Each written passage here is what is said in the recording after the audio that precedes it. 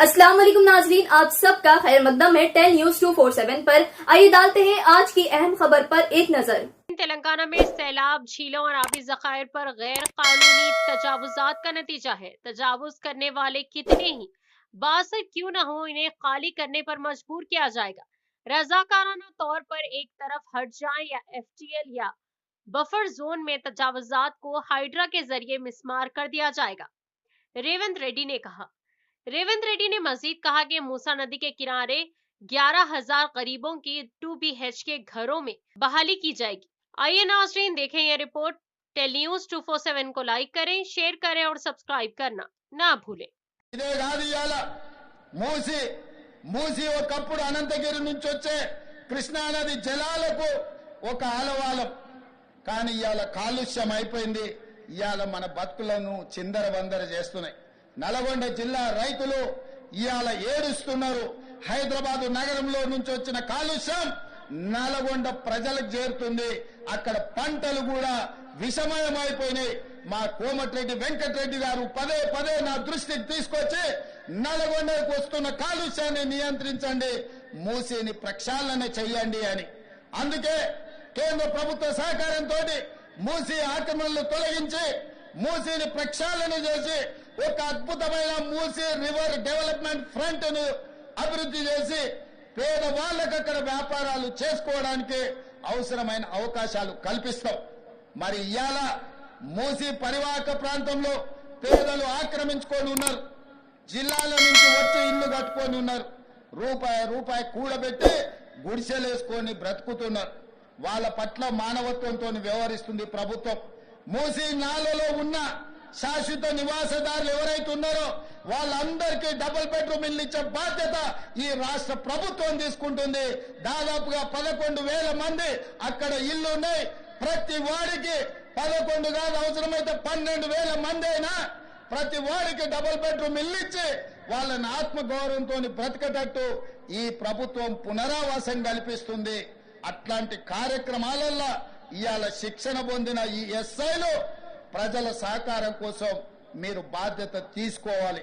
అదే విధంగా ఎక్కడైతే ఆక్రమించుకున్నారో మూసీలు, FTL, బఫర్ జోన్ నాలాలో ఉన్న వాళ్ళు తొలగించండి. ప్రభుత్వ భూముల్లో లేకపోతే ప్రైవేట్ భూముల్లో అనుమతి లేకుండా కట్టుకున్న వాళ్లకు వాళ్ళని ఏదైనా రెగ్యులరైజ్ చేయడానికి స్కీమ్ ఉంది. కానీ FTL, బఫర్ జోన్ నాలాల వాటికి రెగ్యులరైజేషన్ స్కీమ్ లేదు. ఇవ్వాలి, కాకపోతే రేపైనా వాటిని తప్పకుండా తొలగిస్తాం. వాళ్ళ పట్ల కఠినంగా వ్యవహరిస్తాం.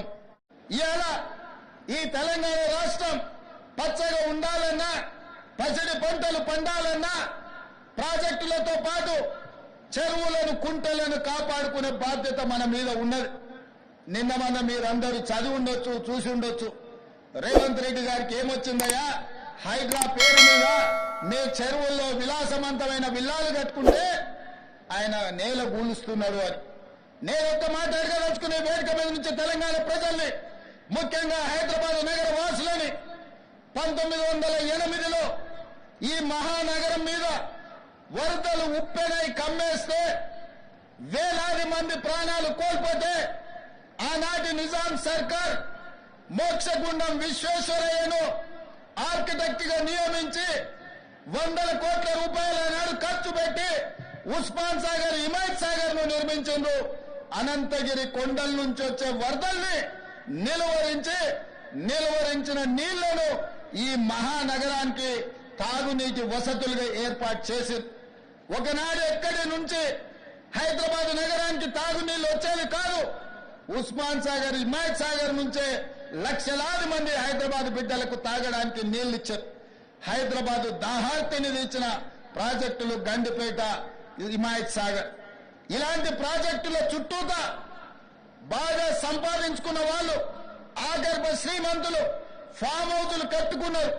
వాళ్ళు ఫామ్ హౌజులు కట్టుకుంటే మనకు అభ్యంతరం లేదు. వాళ్ళు సంతోషంగా ఉండడమే మనకు కావాల్సింది. కానీ ఆ ఫామ్ హౌజులలో ఉన్న డ్రైనేజ్ కనెక్షన్ లేదు. వాళ్ళ డ్రైనేజ్ తీసుకొచ్చి గండిపేట నీళ్ళలో కలిపిండ్రు.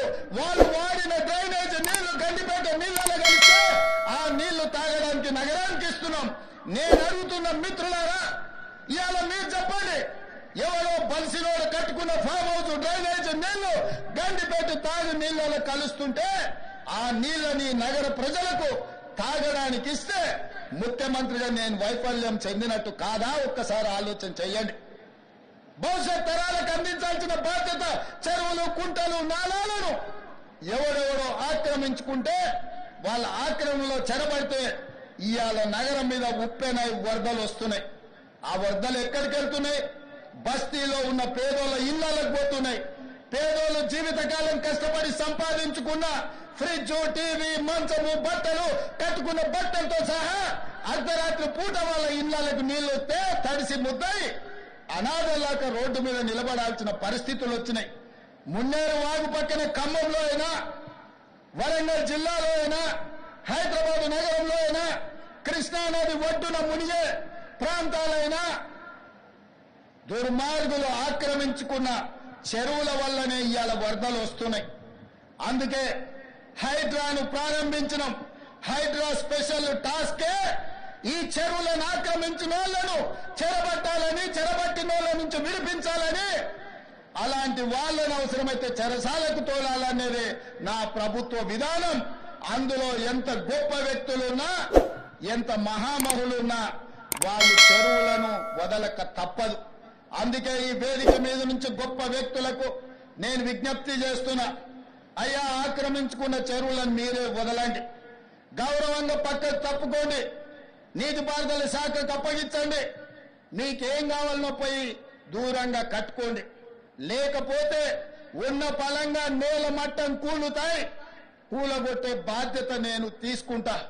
ఇవాళ ఎఫ్టీఎల్లో గాని, బఫర్ జోన్ లో గాని, నాలాలలో అక్రమంగా నిర్మాణాలు ఏవైతే ఉన్నాయో వాటన్నిటినీ నిరభ్యంతరంగా మేము తొలగిస్తాం. మీరు ఎక్కడికి వెళ్ళినా, మీరు తాత్కాలికంగా కోర్టుల నుంచి ఏమన్నా తెచ్చుకున్నా న్యాయస్థానాలలో కూడా కొట్లాడి ఆ స్టేలను వెకేట్ చేయించి మీరు ఆక్రమణలు తొలగిస్తాం. अस्सलाम वालेकुम, आदाब, हेलो एवरीवन। दोस्तों, मैं आपका दोस्त शहबाज खान। आप देख रहे हैं टेल न्यूज 24/7। इसको यूट्यूब पर सब्सक्राइब करिए, लाइक, कमेंट, शेयर करिए ताकि नए नए अपडेट्स आपको मिल सके। अस्सलाम वालेकुम।